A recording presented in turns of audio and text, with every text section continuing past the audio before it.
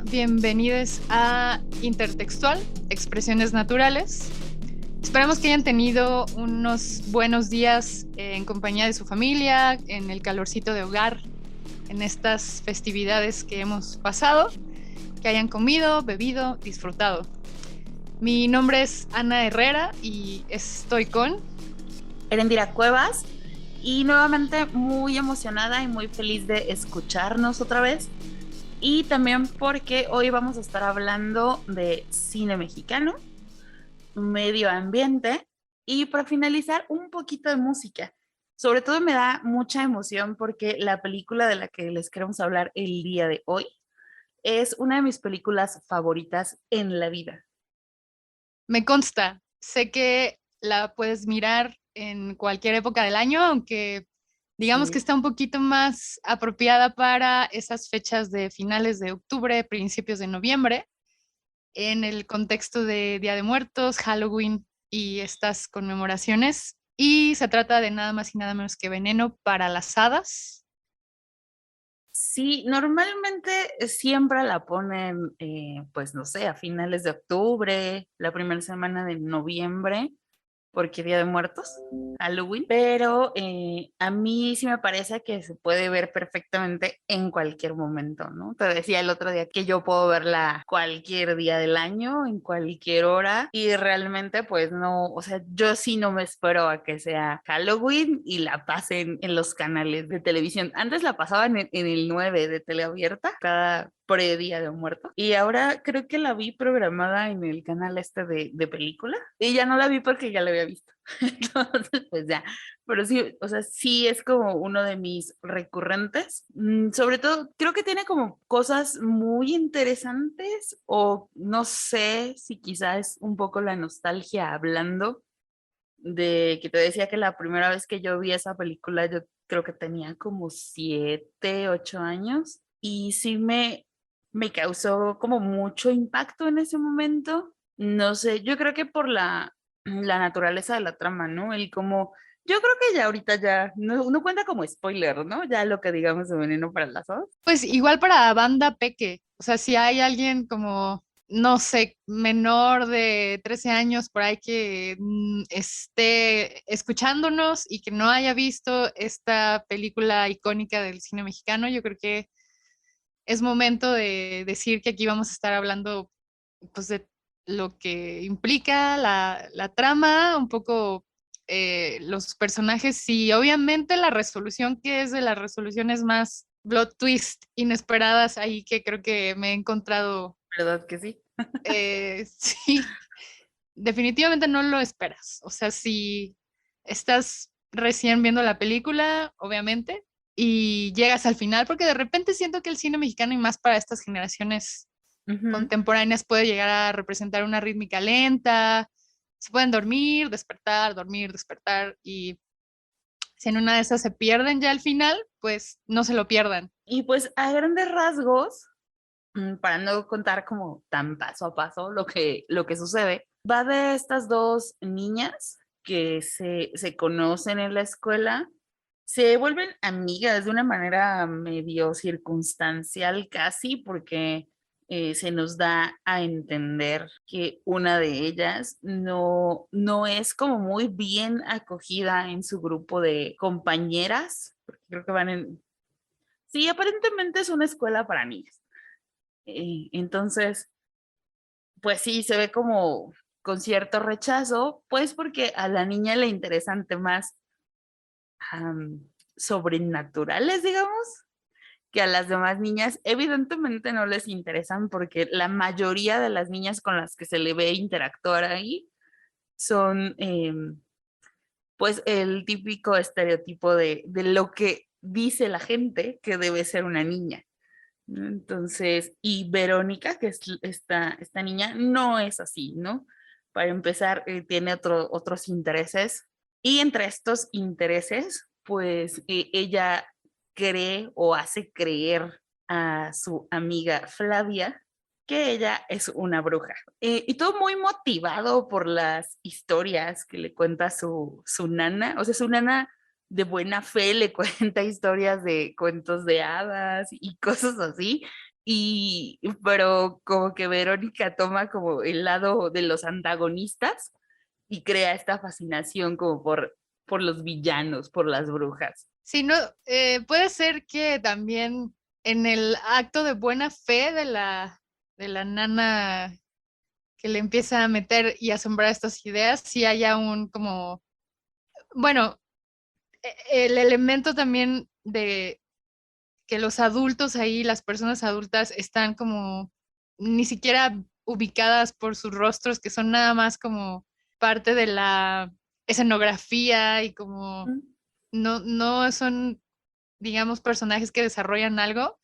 A mí me parece que de repente le cuenta las cosas como para, así, ya déjame en paz, ¿no? Como, como dándole un poco ahí el avión, como abriéndola un poco y que empiece también ella como a su trip de niña a Ujú. recrear lo que le llega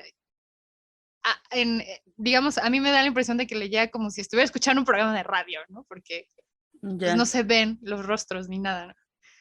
Eh, pero sí, que justo es como, ajá, y te voy a llenar ahí la cabecilla de ideas medio alocadas, morrita, para que pues, te vayas al jardín a jugar y a que seas una No bruja, ¿no? sé, yo siento que no lo hacía como con la intención de sembrarle ideas, sino que sí genuinamente Verónica crea como pues estas fascinaciones, porque pues al final era una niña que también estaba sola todo el tiempo, ¿no? Se ve también como este contraste de las familias de ambas niñas, pues las dos son de una cierta posición social, porque las dos pues van en una escuela de paga, una tiene una nana, cosa que no, la gente pobre no tenemos. Y creo que las dos están como ahí en una esfera de cierto privilegio. Sin embargo, dentro de esa esfera, Flavia tiene más privilegios que Verónica. Y uno de esos privilegios, pues, es también tener una familia que está más pendiente de ella, que está como más atenta a todas sus necesidades, ¿no? No solo las necesidades materiales, sino también el estar pues jugando con ella, procurando el bienestar, etcétera. Y en el caso de Verónica, no, en el caso de Verónica, pues crece con su abuela, que ya es muy mayor, y con la nana, y se le ve como todo el tiempo sola, y al final cuando uno crece como en estos ambientes en los de soledad percibida o real, pues siento que es como un terreno muy fértil para crear este tipo de fantasías, como las que empieza eventualmente a crear Verónica. Creo que más bien la nana cuando le cuenta como de cómo hacer el veneno para las hadas, está solamente respondiéndole a las dudas que ella tiene. Digo, quizá tampoco muestran mucho cómo es que Verónica empezó a involucrarse o a saber tanto, porque vaya que sí te hacen creer que realmente ella es como una especie de bruja reencarnada en una niña o que tiene ahí como facultades y habilidades y conocimientos que no son propios a una peque, porque tiene que como de 8 a 10 años, ¿no? Están en ese rango de edad. Sí, más o menos. Y un poco como se presenta esta cualidad, digamos, como de viéndolo desde la perspectiva donde todas podemos llegar a ser brujas como mujeres y que en algún momento pues se pueden tomar como personajes míticos, como figuras que rompen esquemas, que en su momento fueron pues perseguidas y hay como Ujú. toda una literatura alrededor del personaje de lo que implica ser bruja, ¿no? Pero creo que sí es demasiado poderoso que haya una niña que se asume a Total. tan corta edad como una bruja y que además sí sabe cosas y sí se presentan ahí como casos que convencen. Porque bueno, o sea, quedan como dos escenarios posibles, ¿no? Donde todo sea un producto de una imaginación Ajá. y donde a mí me da la impresión de que era como una lucha entre una bruja y un hada, ¿no? Así, visto desde a lo mejor ya alguien ya en modo señora como yo, que dice, ah, no ma, como que pudieron haber sido reencarnaciones, ¿no? Y que lo ven, lo viven ellas desde su edad, pero que al Ajá. final se resuelve, bueno, cómo se resuelve. Ahorita ya llegamos ahí. Y justo creo que esa es como una de las, no iba a decir un eje narrativo, pero no.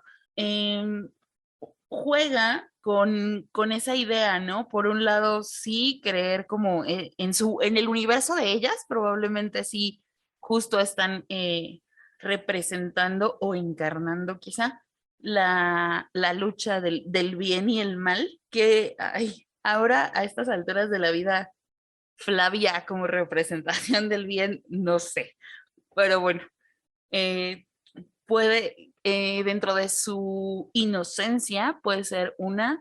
Y la otra que también me llama la atención ya como en otro tipo de lectura, es que creo que también se juega mucho con esta cuestión de la gente que es religiosa y la que no lo es. Porque por un lado, pues Flavia crece en un ambiente en el que sus papás son ateos. De hecho, hay una escena donde platica con el papá y el papá prácticamente le dice que Dios no existe y que ella sabe que Dios no existe. Y por el otro lado, pues está Verónica, que Verónica, su entorno es sumamente religioso. Entonces, la apertura de Verónica para creer en fantasmas, brujas, demonios, hadas, etcétera, es mucho más amplia que la de Flavia, que pues sí, yo sí calculo que tienen como 8 años, no sé si, no recuerdo si en algún punto lo dicen.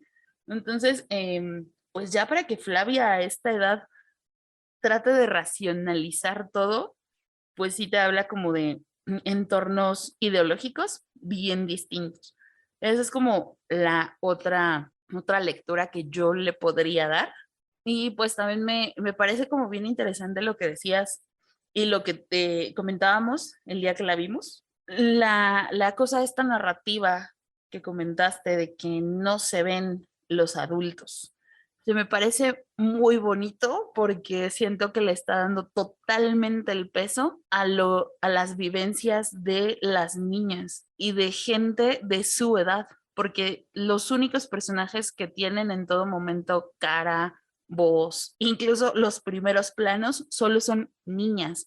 Así sean niñas extras, son a las únicas que vas a ver de cuerpo completo. Sí, a excepción de la abuela de Verónica y Ujú. cuando muere la maestra de piano, que también justo este es otro elemento, ¿no? Como de su, pues, situación privilegiada de Flavia, pero pues que ya estaba muy frita y ya alucinaba a su maestra de piano, a pesar de que era chida, ¿no?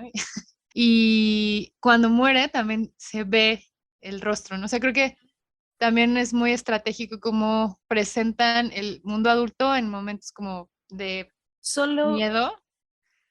Yo diría, más que en momentos de miedo, yo diría que solo tienen cara les adultes cuando van a interferir de una manera muy fuerte en la historia. La primera es cuando, y ambas son para legitimar el papel de Verónica como bruja. La Sí, primera es cuando se esconde y le dice que se va a transformar en bruja, induciendo a que Flavia se meta al cuarto de la abuelita y la encuentre. Y sí. Flavia auténticamente cree que Verónica se convirtió en anciana. Entonces es como la primera señal que Flavia tiene de que Verónica le está diciendo la verdad. Y la Ajá. segunda es cuando se muere la maestra de piano, porque Flavia le dice a Verónica que está harta de tomar clases de piano y la otra le dice, no te preocupes, vamos a venderle el alma de tu maestra al diablo. Sí, aquí lo resolvemos. Tú, tranqui, mana, Casualmente, ajá, mañana nos casualmente vemos. se muere. Y justo son momentos donde creo que les producen un trauma. O sea, el Sí. momento en donde se ven los rostros de las adultas y lo que genera la escena, la música, la tensión y cómo se presentan ya, pues en este caso a Flavia, ¿no? Que es a quien le toca esa parte. Creo Pobre que hay morra, un, la neta también, creo que sí. En otra interpretación hay también demasiada manipulación y del lado de Verónica y una ingenuidad sí. amplia y grande de Flavia, cada una en su contexto, cada una como en sus escenarios, pero sí se observa, digamos, una vez que pasa como esta primera fase de la película, a lo largo del desarrollo de la historia, sí hay momentos varios donde la manipulación y el chantaje y como, pues, como el miedo que le empieza a dar Verónica a Flavia es lo que como que confluye ya en el gran desenlace, ¿no? Que además creo que ahí es como bien contradictorio, ¿no? Porque por un lado tienes a Flavia que es hiperracional a los 8 años, que todo el tiempo quiere estarle buscando una razón casi científica a todo lo que le cuenta Verónica y todo el tiempo le dice, es que no te creo, es que no te creo. Y por otro lado, dentro de esa hiperracionalidad, resulta que es bien fácil de manipular y que es bien fácil que te crea todo. Pero es que también el nivel de, de la Verónica en cuestión es amplio. Sí. O sea, creo que también, bueno, el personaje que interpreta a Ana Ana Patricia Rojo Patricia Rojo. Ajá. eh, da miedo. O sea, sí ves Sí. cuando Macaulay Culkin es el niño malvado, el ángel maldito. ¿Cómo se llama esta película? El ángel malvado. Bueno, eso está también dentro de como otro contexto, pero me parece que sí, también, pues el desafío creo que actoral debió haber sido interesante. Más bien, el desafío también en la dirección y en cómo alguien de esa edad puede asumir ese tipo de roles. O sea, creo que tiene un nivel de maestría la personificación Ujú. y la dirección de cómo la llevaron, porque vaya que sí te pone a pensar, esta no es una chamaquilla en sus 8 años, ¿no? Creo que también tiene mucho que ver con este otro recurso muy común que a veces puede estar muy bien explotado como en Veneno para las Hadas y otras veces puede ser muy chocante, que es el juego este de la inocencia representada por los niños, corrompida por el mal. Entonces creo que ahí también tiene como otro punto bien, no sé si podría ser a su favor. En este caso funcionó muy a favor de la película, justo porque tiene como estos otros recursos narrativos que hacen que toda la película esté completamente situada en ese plano, en esa realidad de inocencia. Y justo creo que por eso funciona también este recurso de la inocencia corrompida. Sí, también creo que leía por ahí alguna otra tesis que me pareció muy interesante Ujú, sobre el argumento, los argumentos centrales, ¿no? De la película y versaba sobre qué tipo de responsabilidad hay en la capacidad de imaginar, o sea, como un recurso de la niñez, como un proceso ujú. que es muy humano y que es, o nos acompaña más bien, ¿no? Durante los pues primeros años, afortunados años, ¿no? En donde podemos tener acceso a crear, a pensar, a vivir en este mundo, ¿no? De imaginación que cuando convives con la niñez ahora, ¿no? Hoy en día, pues todavía lo puedes disfrutar, ¿no? Pero la realidad es que todos pasamos por eso, es sumamente como chido reflexionarlo, pero ¿qué tipo de responsabilidad hay en esa imaginación? Porque ahí justo, ¿no? Lo que mencionabas, creo que ella creció muy sola, o por lo Ujú. menos no se nos habla mucho como de sus padres, ¿no? O bueno, no recuerdo mucho, seguro tú sí tienes bien ese dato, pero Y de hecho sí se menciona cuando está creo que no me acuerdo si es antes o después, creo debe ser después, de que la nana le dice cómo hacer el veneno para las hadas, que además me parece una escena entre muy inocente y creo que ahí es el punto de quiebre de toda la historia. Justo después de eso, Verónica, iba a decir Flavia, Verónica le pregunta a su nana por qué su abuelita no se murió en el accidente ok, y por qué ella tampoco, ¿no? Pues es que ustedes no iban. Entonces, sabemos que los papás de Verónica se murieron en un accidente y a ujú. partir de ahí queda al cuidado de la mamá y primordialmente de la nana. Y que sí hay momentos en los que le empieza a preguntar mucho y es como de, ya no me preguntes tonterías.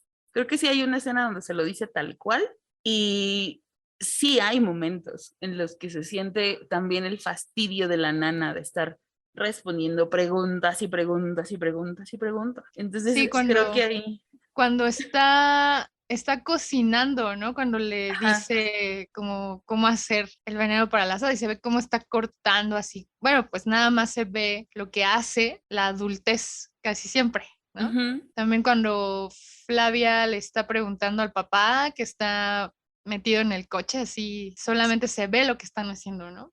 Ujú, Entonces la nana está como cortando cosas y ya se ven así como la tabla y el cuchillo. Y ujú. no, sí que así, no sé qué, no sé qué. Y la morrita, la Verónica, mira, ya lo estoy Ajá. anotando Sí, tomando en mi nota mental, mente. así. Ujú. Sí, tal cual. Se ve ahí como ya la pescó y ya lo está. Creo que también esa habilidad, pues, de mostrar cómo se la sabe, ¿no? También la Verónica y ya ubica bien cómo lo va a hacer, cómo va a estar y a partir de eso ya, pues podemos ir aproximándonos ya al desenlace. Creo que esta serie de chantajes que le van llevando a que Flavia cumpla todo lo que ella quiere, la llevan a que la invite a su casa, a su rancho fuera de la ciudad. Pero sí le invita como de manera más bien obligatoria. Sí, claro, pues obliga a sus papás a que la lleven, ¿no? Así, ¿ya es cuando le empieza a decir del perro o todavía no? No, el perro se lo pide ya estando A lo último, en la ¿no? hacienda, en el rancho. ¿Qué le pide ahí? Me acuerdo que algo, la pluma, ¿no? Algo así que también Primero le pide empezaba, la pluma. ajá, codiciar lo que ella tenía. Ajá. Se ve ahí una cuestión de envidia muy cañón. Sí, Y sí, justo lo primero que le pide es la pluma, ¿no? Que aparte, por lo que le dice después la nana, así es que de dónde sacaste eso y por qué andas recibiendo esas cosas, era una pluma carísima, ¿no? Que además en el contexto en el que se da, 1980 y algo, porque se filmó en el 84, le dice Flavia que su papá se la trajo de Estados Unidos. Entonces, en los 80s no era tan fácil traer cosas de Estados Unidos, ¿sabes? Entonces sí, es algo carísimo que le obliga a darle. Y después cuando va a su casa, después de que se muere la maestra y Flavia está traumada y le tiene miedo a Verónica por el pacto que hicieron con el diablo supuestamente, Verónica va a verla y le pide la muñeca, que igual era la muñeca favorita de Flavia, que además se ve que todo lo que tiene Flavia es carísimo. Entonces le pide la muñeca, se la da porque la amenaza para que se la dé. Y cuando llega el momento de irse de vacaciones otra vez, le pide, exige que se la lleve con ellos otra vez con amenaza. pero la amenaza es que si no le va a vender su alma al diablo, siempre es, Sí, la amenaza ok, es, ya viste lo que le pasó a tu maestra, ¿no? sí, sí, sí, Entonces, pues ya a Flavia no le queda otra por el trauma más que darle todo y acceder a todo. claro. Por eso es que terminan en la vacación y ya estando ahí, en, en los momentos en los que empiezan a recoger las cosas para el veneno para las hadas, y ahí también creo que es otro momento donde si Verónica no ve el bendito granero, no pasa nada. Si Flavia nunca la lleva al granero, no hubiera pasado nada. Si no Pero hubiera existido un perro llamado Hippie, no pasaba nada. también, pero es cuando la lleva al granero y ve el caldero, el caso, y dice, ah, Mm, sí, a fuerza un caldero, vamos a mm. hacer el veneno para las hadas ahorita. Y entre esos viajes es cuando le dice, ah, pues es que me tienes que dar a Hippie, porque ya trae la idea de que las brujas tienen animales, generalmente negros, y Hippie es negro. Entonces, por eso es que Flavia termina quemando el granero con Verónica adentro, para que no le quite a Hippie. Nada más por eso. Bueno, y por el cúmulo de cosas que ya también traía ahí guardadas Ay, no Flavia, ¿no? sé si era para tanto. Ahí viene la pregunta del millón. ¿Era para tanto? Además, esta escena donde yo creo que le detona a Flavia que dé ese paso para hacerlo, cuando ve la sombra de Verónica reflejada así en la pared del granero con Ajá. una figura como de una bruja moviéndole al caldero. O sea, eso cuando lo vio ella dijo, no, no, no, no. Y le Sí. tumba la escalera para que no brinque porque estaba como en la parte alta Ajá. y agarra la velita y pues pasa con, pues es paja, se incendia rápido y ella se va, saca el, creo que ya estaba fuera el perrito, ¿no? Ya. Porque justo creo que ahí es donde ya, pues ya spoileríamos al final, ya no sé si ya tenía punto acaso, pero sí, y ahí acaba, o sea, es la escena final donde tú dices, no mames, ¿en qué momento Ajá, tenía que terminar así? sí, Jamás espera que vaya a dar ese giro, pienso. no, yo tampoco, o sea, la primera vez que la vi, yo jamás lo esperaba, ¿no? O sea, no sé, me imaginé todo, me imaginé que la que iba a terminar mal era Flavia porque Verónica era la mala, entre muchas comillas, y resultó que no, resultó que Flavia termina matando a Verónica, porque al final, pues sí, o sea, no fue un accidente, fue deliberado. Y además Total. la escena final, que además es el cierre de créditos, de la cara de satisfacción de Flavia viendo Sí, cómo se quema el granero con Verónica adentro, es como, ¿qué demonios? sí, la bruja realmente era Verónica. Ajá, sí. Sí, porque aparte O, es como un close-up nada más a su cara sí, y está en primer plano, o en el centro de la pantalla más bien, la mirada de Flavia. como con esa luz del Ajá, incendio con y el como que, fuego atrás y es ajá, como, en sus ¡ay, pupilas se Dios! alcanza a ver un poco reflejado ese fuego, ¿no? Y, o sea, me parece que sí tiene esta cualidad de poner a dudar un poco justo elementos tanto como epistemológicos. No sé si será la palabra adecuada en este momento, pero como del origen del conocimiento, pues, Ujú, para más o menos como mediar el conocimiento científico de una de las niñas con el conocimiento un poco más empírico y un poco más hacia la imaginación, que de repente pareciera que se puede ser también como un motivo recurrente, pero a mí me dio esa impresión con el final de que también ya caía un poco en esta personificación tanto de una bruja como de un hada, haciendo acercamientos al bien y al mal o teniendo como pues este conflicto eterno de muchas historias de vida, de nuestras propias conciencias sobre lo que es bueno y malo. Y creo que sí que te deja ahí choqueado y preguntándote si todo fue un efecto de bola de nieve ujú. de una niña que al final resolvió a través de la venganza y resolvió una serie de problemas y de traumas y pues ya la Flavia también ya estaba bastante mal, ¿no? O sea, sí, se le veía ahí no poder dormir, ¿no? Y con pesadillas, o sea, él la estaba pasando muy mal.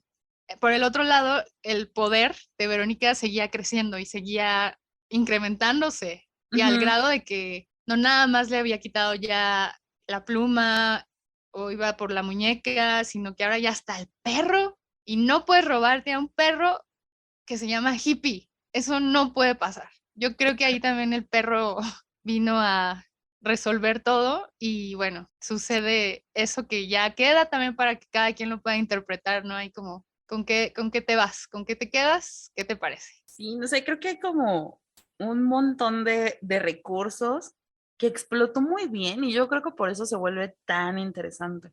Porque sí, a pesar de que las dos tienen y quien las cuide y aparentemente se preocupan muchísimo por Flavia y demás, ves también que realmente nadie les pone atención a lo que les preocupa, ¿no? Porque por un lado está Verónica queriendo saber un montón de las brujas, un montón de cómo hacer hechizos, y ves a una nana que le da por su lado, que le contesta lo primero que le viene a la mente y por eso le inventa la receta del veneno para las hadas. Y por el otro lado, pues ves a Flavia que le empieza a preocupar que eso sí pueda pasar, que sí pueda existir, que pueda correr peligro con Verónica. Y sus papás todo el tiempo la tratan como de, ay, no, estás exagerando, ay, no, estás loca, deja de juntarte con esa niña, deja de pensar estupideces casi. Y al final nadie les puso atención a lo que en verdad les importaba a ellas, porque en su mundo de adultes, las preocupaciones de ellas eran cualquier tontería.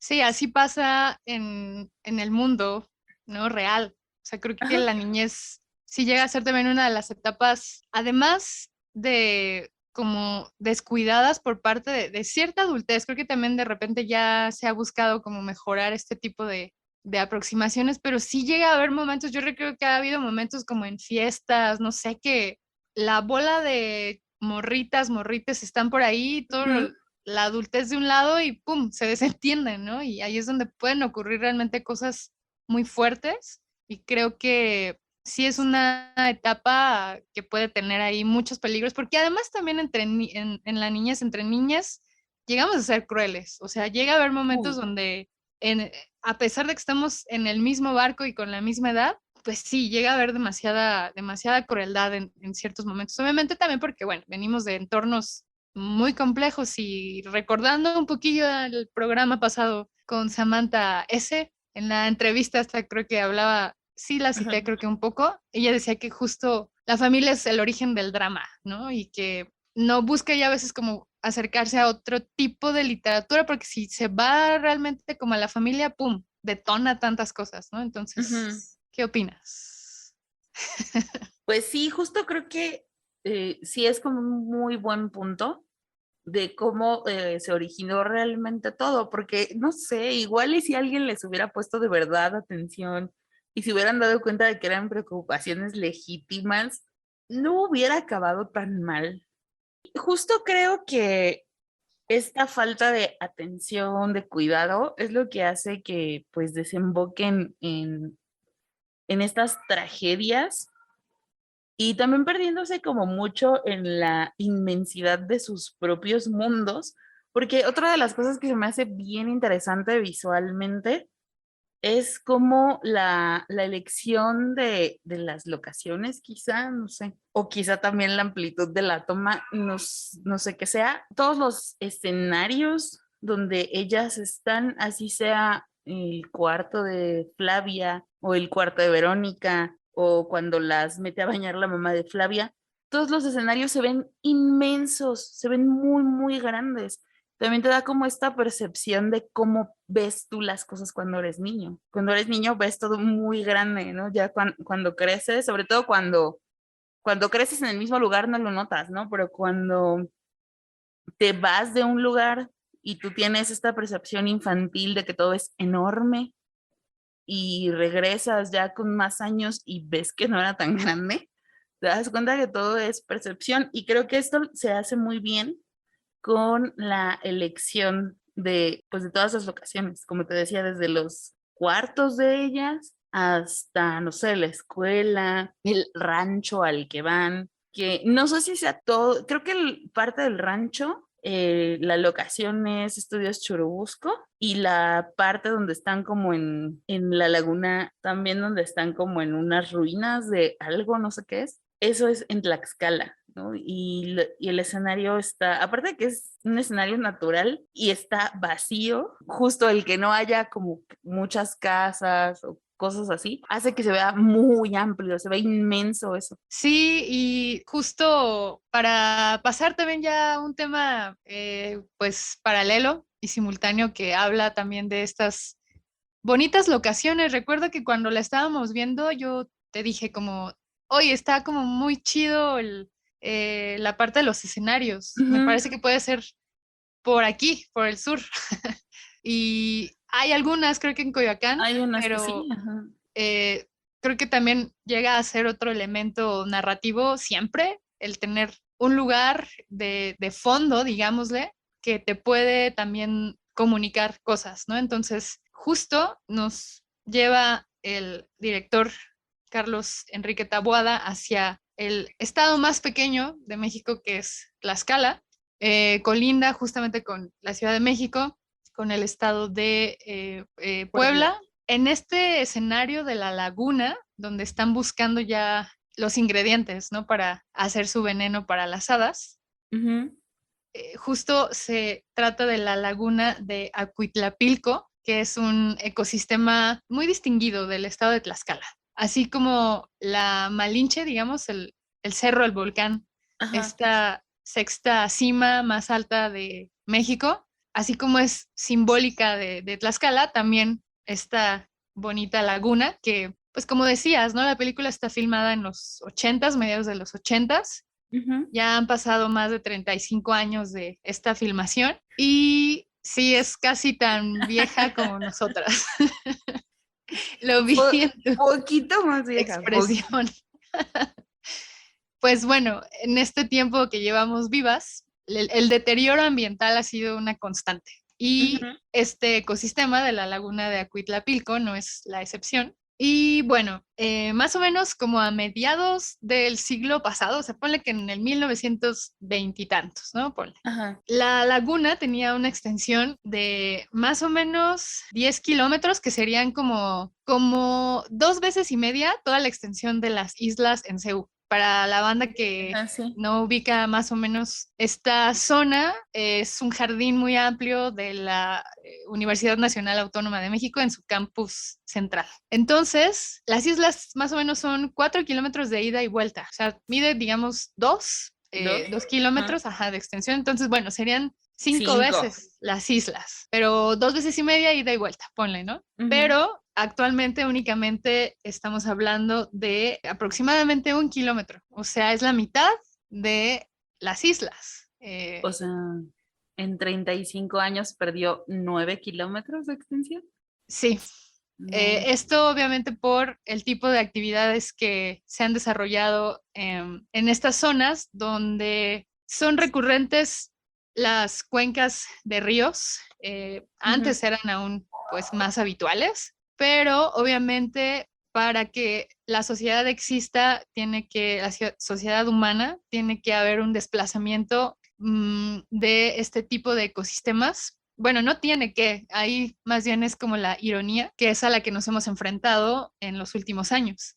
Pero estos ecosistemas pues tienen demasiada presión a su alrededor, además de que cuando hay cuerpos de agua habitualmente se asientan grupos sociales, pero bueno, eso ha pasado, no sé, no tengo así como el dato histórico ahorita tan relevante, pero bueno, en los ríos de la antigüedad y los grandes grupos sociales tienen cerca cuerpos de agua, ¿no? Sí, claro. Entonces, algo pues parecido ocurrió acá, desafortunadamente para el deterioro de la laguna. Entonces, obviamente la deforestación, la apropiación de tierras que pasan a propiedad privada y los asentamientos humanos que se van agenciando en cachos, estos remanentes ya, digamos, que han quedado de la laguna, Ujú. también han derivado en que en este cuerpo de agua ya únicamente de 1 kilómetro, poquito más, creo que todavía tenía 1 kilómetro y tantos metros, ¿no?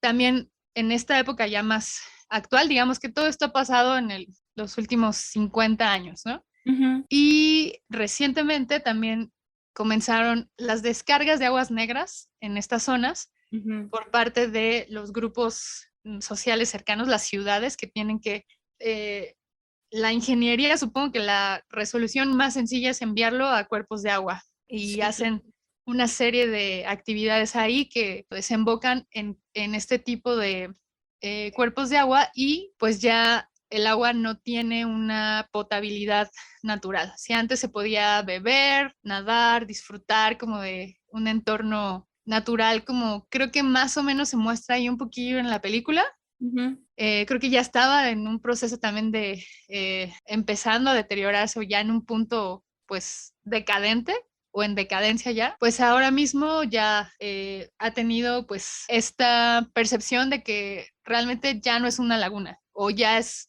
solamente hay un humedal que también son como características de los remanentes lacustres que en Ujú. su momento fueron amplios y que son categorías también dentro de pues las formas de encontrar nombres como geográficamente establecidos, ¿no? Entonces, bueno, ha habido intentos porque el ecosistema es muy llamativo.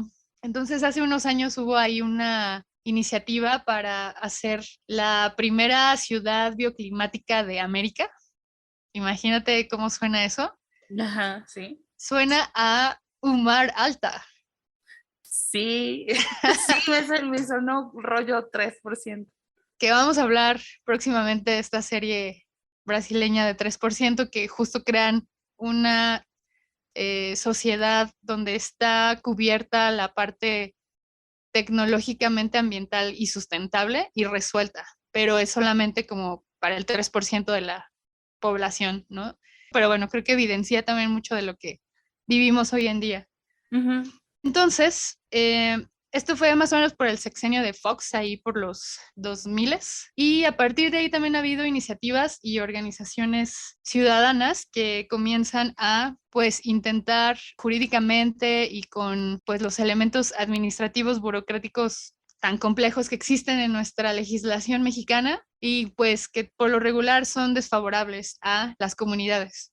Ujú, Entonces, se ha buscado que se pueda ir revirtiendo el daño, primero dando marcha atrás a este tipo de proyectos que lo lograron, o sea, no se hizo, iba a ser una ciudad con inversión extranjera y como iba a ser ahí obviamente una propiedad privada muy excluyente y exclusiva para un sector, ¿no? Entonces, ahora también se habla de que los niveles de la laguna pues van recuperándose, aunque todavía hay como que este desbalance en ujú. si se recupera como tal la laguna, pero bueno, así pasa, por ejemplo, en el lago de Texcoco, que hay pues sí, alternativas para poder revertir este daño de tantos años. Y algo que habla bien, creo, o bueno, que puede dar muestra significativa de que va pues en un avance positivo. Esto es que se ven aves y hay expresiones de flora y fauna que Ujú, quizás estuvieron ahí medio ausentes en ciertos momentos y llegan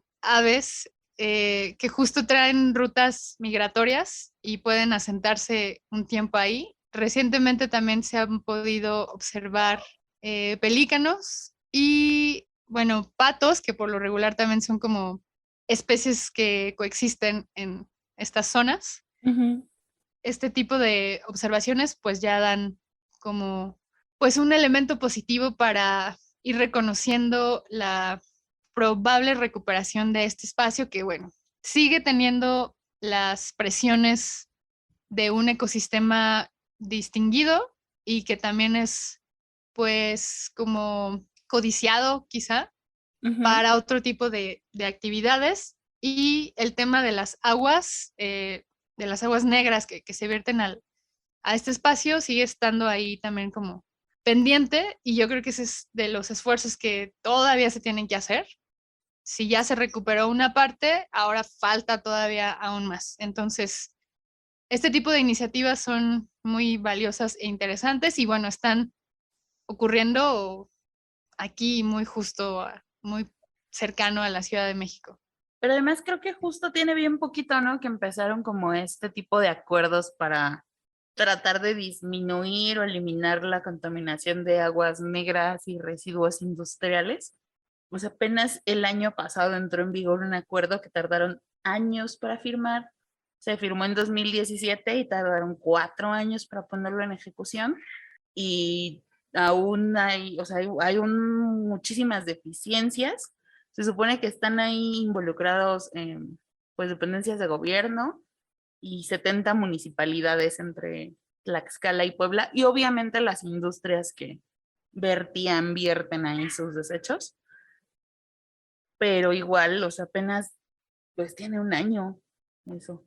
Sí, creo que son medidas que estaban ya pues en la mesa desde hace tiempo, pero desafortunadamente toman tiempo y justo estos corredores industriales, no tan lejos de ahí, en realidad a 20 kilómetros más o menos de esta laguna, tenemos justo el Ujú, vertedero que la industria establecida ahí ha encontrado para hacer estas descargas de sus desechos en el río Atoyac, que la emisión anterior hablábamos de la complejidad de estos infiernos ambientales en México ujú, que justo y este es uno de este es esos. otro Ujú, de estas 6 regiones que desafortunadamente se localizaron que tienen este adjetivo o esta, pues sí, ya forma de ubicarles. ujú, El río Toyac está en el cruce con Tlaxcala y Puebla. Forma parte también de estas ramificaciones y cuencas más grandes aún, que a su vez pertenece a la cuenca del río Balsas, que desemboca en el Pacífico hasta Michoacán, en la parte norte, ujú. más o menos. Y bueno, justo la laguna de Acuitlapilco está también cerca o pertenece también a estas afluentes y recorridos lacustres que también realiza el río Zahuapan. Son cuencas, ¿no? O sea, Ajá. ubicarles a veces así como tan específicamente, en realidad más bien son conexiones que la naturaleza realiza y dependiendo los niveles de agua que tengan, suben, bajan, se conectan, pero desafortunadamente la constante es que sí están en un franco deterioro y en el caso del río Atoyac, las empresas, el corredor industrial que también está en esta franja, son alrededor de 20,000 empresas. Es una magnitud realmente muy parecida a cómo se viven en los corredores de lo que hablábamos del río Ujú. Santiago, también en Jalisco, que son empresas que se dedican a fabricar materias primas, los commodities, entramos también en estos nombres que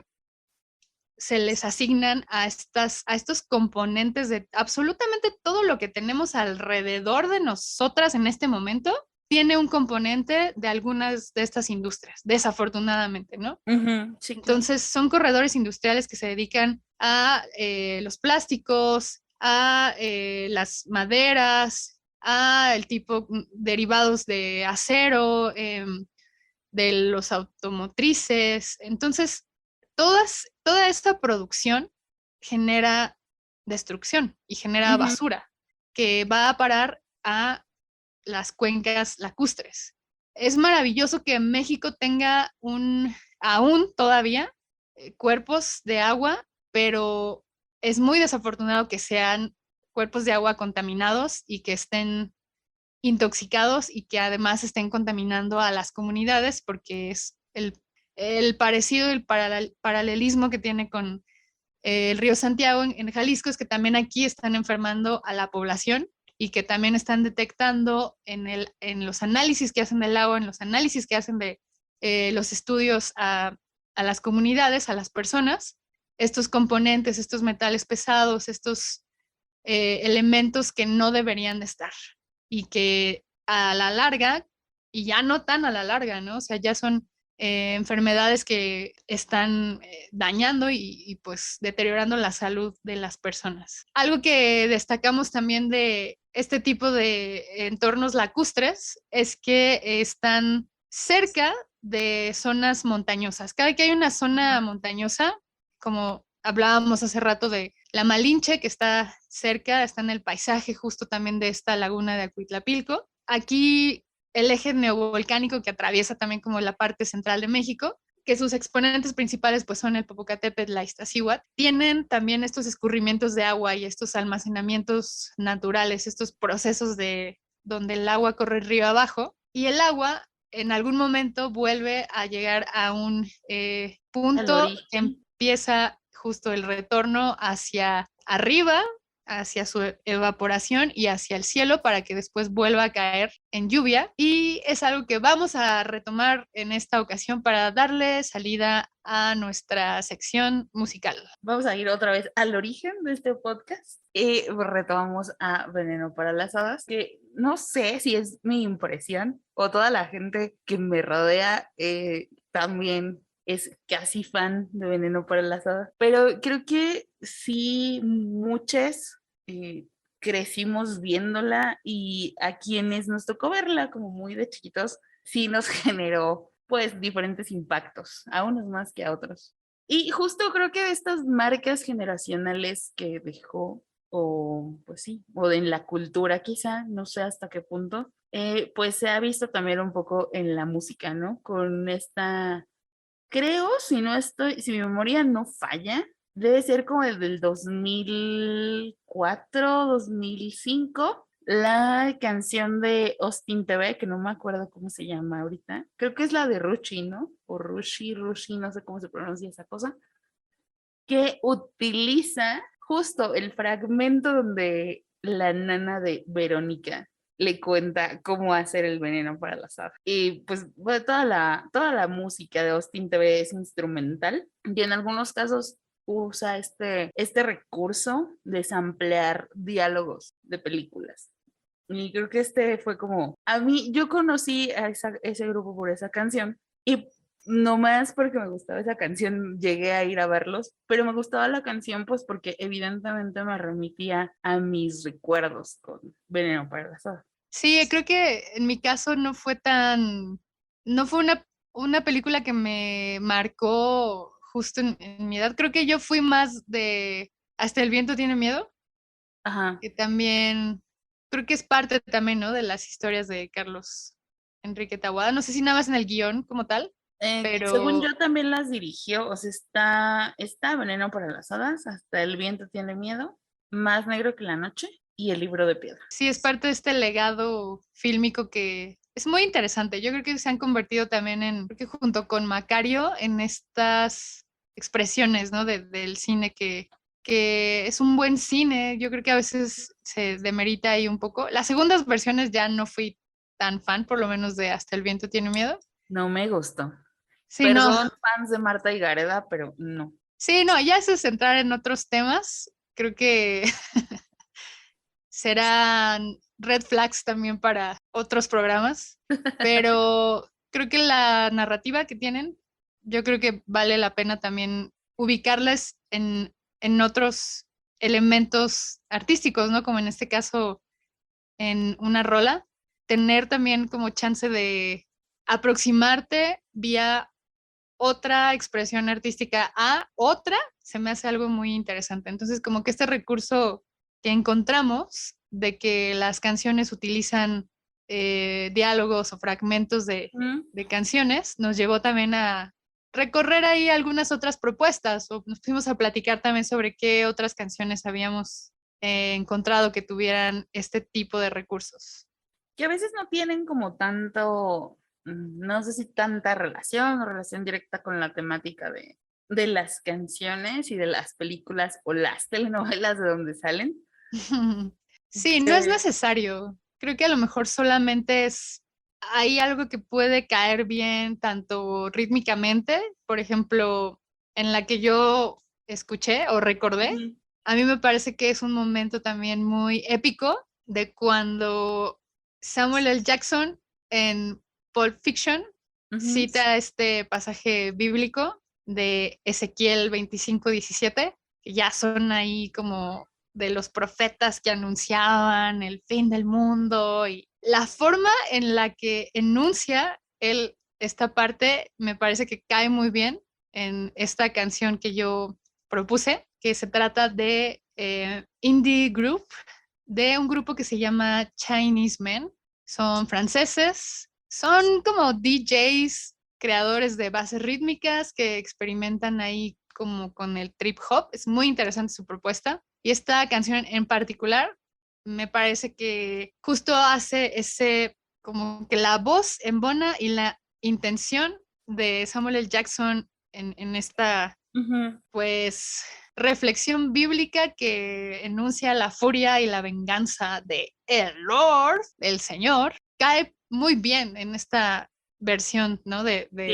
De Indie Group. Sí, porque además Y perdón, en esta canción funciona no solo como un sampleo de fondo o para abrir la canción, no sé, sino que también funciona como un elemento lírico dentro de la composición. Entonces eso se me hizo bien interesante con esto. sí, además es una rola que tiene por ahí otras intervenciones que no alcanzo a reconocer muy bien. Se me hace muy parecido a cuando Manu Chao inserta discursos de políticos Ajá. en sus rolas rompecabezas ahí que hace y se escucha justo como algún personaje, a mí se me hace como un político francés hablando en francés y después entra también como esta voz de Samuel L. Jackson y la propuesta creo que culmina también como combina muy bien es el video, la propuesta visual de esta Ujú. canción, que si pueden, disfrútenla mucho, o sea, vean el video y escuchen la rola y de verdad es algo muy interesante,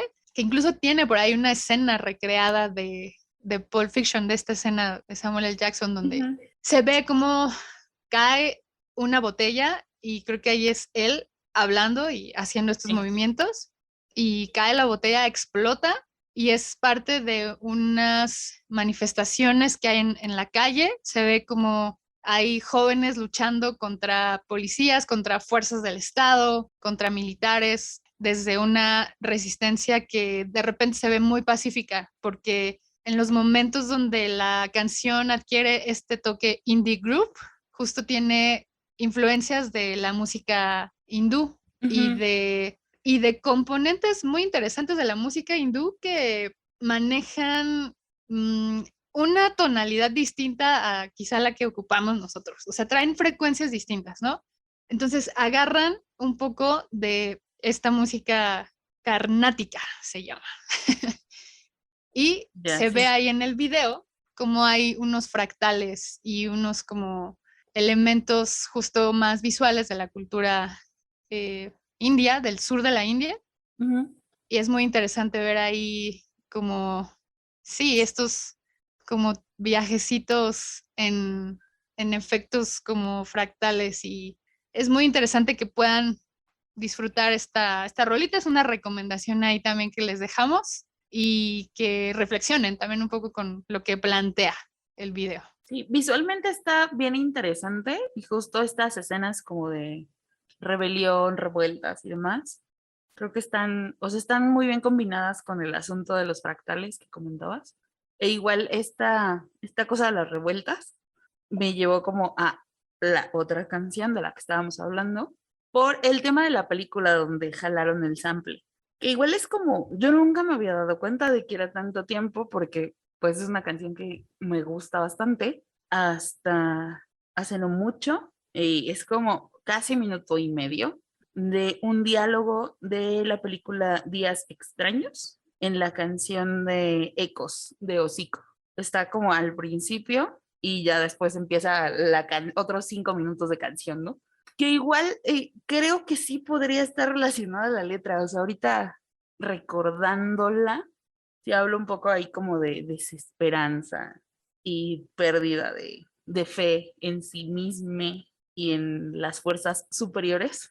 Y creo que sí podría estar un poquito relacionado con la película. Igual no he visto la película o no recuerdo haberla visto porque pues igual es una película de los 90, entonces seguramente ha pasado muchas veces en el 5 y probablemente alguna vez ya la haya visto, pero no la recuerdo. Pero igual va como de en ese momento era una distopía para ellos. Va ahí como de la euforia del fin de milenio, está ubicada en 1999 y justo hay como rebeliones sociales y demás, no solo por el fin de milenio, sino porque tienen ahí problemas con las cosas que siempre te plantean en las distopías, ¿no? De realidades falsas, realidades autocreadas, drogas artificiales y cosas así. Entonces también me parece que al final sí, yo la había primero pensado como que no estaba tan relacionada la temática del sample o de la película de donde sale con la letra de la canción, pero al final creo que sí un poquito, pero igual no en lo minucioso, no minuciosamente, pero sí en lo fundamental, ¿no? En estas ideas de pérdida de fe. Y sí, creo que también hablar de esta pérdida de esperanza, creo que además es muy actual al contexto pandémico que estamos viviendo, donde pues realmente no sabemos bien qué está pasando, qué va a ocurrir. De alguna forma, la incertidumbre es algo que gobierna cualquier tipo de ley universal, ¿no? O sea, estas variables a las cuales nos enfrentamos día a día, pero creo que hemos lidiado con ella demasiado tiempo y eso pues ya no es tan chido, ¿no? Entonces, sí, de repente dan ganas ya de despertar así de este trip y ya que despertemos bien. En esta propuesta de Indie Group, justo el final es muy parecido a despertar ya de ese sueño. Esperemos que para mejorar. La verdad, todo puede pasar en este punto de la existencia y bueno, afortunadamente tenemos a la música, tenemos a la imaginación y tenemos a la radio, y en este caso a los A los podcasts, podcasts. para seguir brindando ahí un poco de elementos que nos hagan decir, bueno, no todo está todavía tan perdido, esperemos que siga prolongándose en el tiempo esa liga y que no nos reviente enfrente porque, ouch. Uno esperaría que así el despertar de estas realidades, esperemos que pasajeras, pudiera crear ciertos despertares o cambios cambios de conciencia y no quiero ser tan pesimista y quiero esperar que sí va a pasar. Quizá no ahorita, pero quiero pensar que sí. Sí, pues mira, si ahorita tenemos a Gwen Stefani acompañándonos en la grabación de este podcast, deben de saber lo que la máquina que hace la grabación tiene nombres de Aleatorios. random, De morras que musicales. nos inspiran. Y la vez pasada fue Nelly Furtado, en esta ocasión es Gwen Stefani, y la próxima ocasión va a ser... No sé, Shirley Manson. Sí. Sí me vas a cumplir el capricho. Venga, Shirley Manson, después puede Vale. ser Samantha Schweblin, para Por variarle ahí un poco. Entonces, bueno, esperemos que nos sigan escuchando por acá. Gracias por sus atentas orejas, oídos que nos escuchan. Que al final fueron más de 2 personas, lo cual agradecemos muchísimo. Pues gracias nuevamente a quienes hayan llegado a esta parte. E igual, pues muchos de ustedes ya se han enterado, pero pues recordarles, comentarles a los que no saben todavía, que ya tenemos ahora sí dadas de alta todas las redes del podcast, empezando en YouTube. En YouTube nos encuentran tal cual con el nombre del podcast, Intertextual Podcast, y Facebook, Twitter, Instagram y TikTok, al cual me estuve negando hasta ahora, nos encuentran como @intertexpodcast, todo junto. Y nuestras redes personales también, o bueno, casi personales. En mi caso no tengo Twitter, pero sí tengo una cuenta de la página de periodismo ambiental que se llama Ecohistorias. Por ahí también si gustan darle una me gusteada y una suscribida. No soy, te lo resumo. Es una de nuestras fuentes principales de información. Pero bueno, agradecemos por, te lo resumo así nomás, y por el rubio menemista. Pero bueno, si pueden hacer esas acciones que sugiere. Acá les repito, me encuentran como Ecohistorias, periodismo ambiental. Pues yo nada más por el momento Twitter, insisto, no soy responsable de lo que lean, no me arrepiento de nada, es @r_cuevas y pues por el momento solo Twitter porque pues Facebook yo estoy ya también en un punto de abandonarlo un poco y no sé, Instagram no le he hecho mucho caso últimamente. Si le vuelvo a hacer caso, pues ya les pasaré el usuario próximamente. Sí, igual solo es también relevante que pues podamos crear también procesos ahí interesantes de retroalimentación, de que nos cuenten qué les parece, pero bueno, creo que también ahí se puede hacer mediante las cuentas oficiales y pues nos seguiremos escuchando en los próximos episodios. Estén atentos a lo que viene, que van a seguir habiendo estas interconexiones intertextuales. Sí, es que es la única definición posible realmente. Sí, nuestras divagaciones en realidad. Sí, gracias por acompañarnos otra vez en otra divagación más. Esperemos que la próxima pues ya les adelantamos un poquito sobre qué va a ir y pues esperemos que también estén con nosotras y pues la pasen bien. Ya saben, como siempre estamos abiertas a sus comentarios, sugerencias y pues si les interesa nuestra irrelevante opinión de algún tema en particular, siéntanse con la libertad de externarlo. Muchas gracias y hasta la próxima. Bye. Chao.